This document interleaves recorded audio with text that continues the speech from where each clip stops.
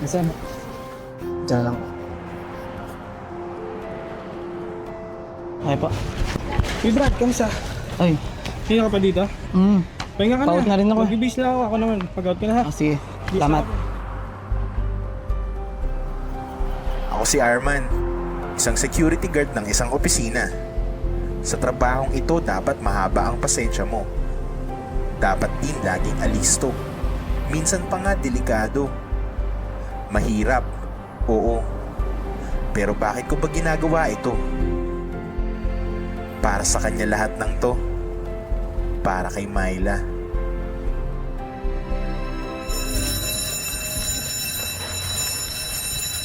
Ay! Sir! Sir!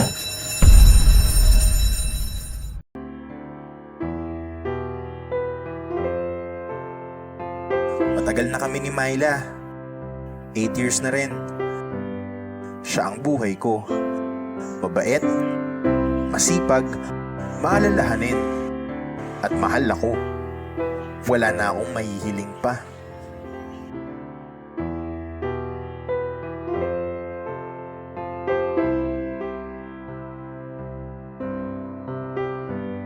Gusto ko ibigay ang lahat sa kanya.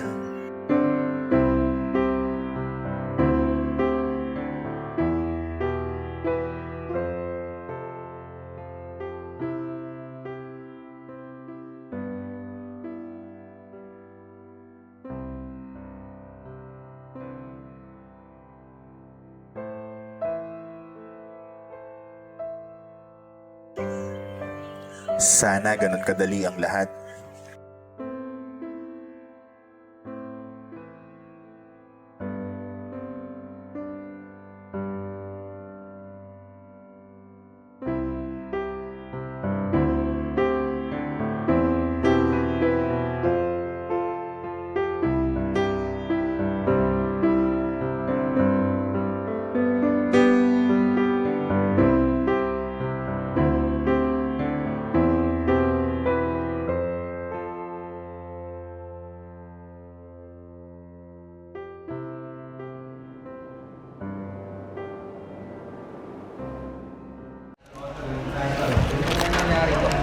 Good evening, Chief. Uy, sir! Dito na kami. Sir, ingat po, ingat po.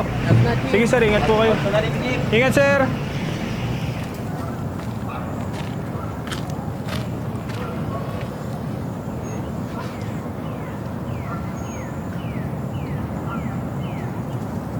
Kumawa na may nahulog na nito.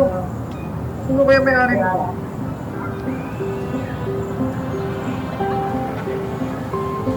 Soli ko pa kaya to?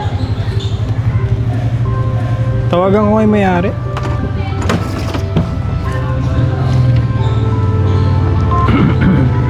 Hello? Kayo po ba si Mr. Renz? Nakita ko po yung wallet nyo, nahulog nyo po ata dito. Hey, sir, kayo po si Mr. Renz? Ay sir, ito po pala yung wallet niyo sir. Naku, salamat. Akala ko nga hindi ko na siya makikita eh. Sige po sir, next time po. Ingat na lang po para hindi po mawala yung gamit nyo. O sige, tanggapin mo ito. Ay, para saan yan sir? Sige sir, okay lang po. Ang katapatan, mahirap na makita sa panahon ngayon. And beside, mas importante ang documents and IDs ko. Mas mahalaga yun. Kaya, tanggapin mo na.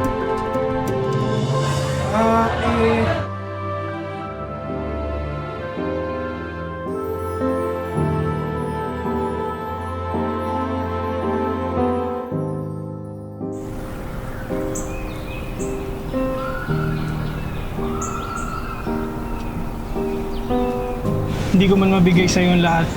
Pero sa sandaling ito, hayaan mo. Myla Rodriguez, will you marry me? Han, sorry but no.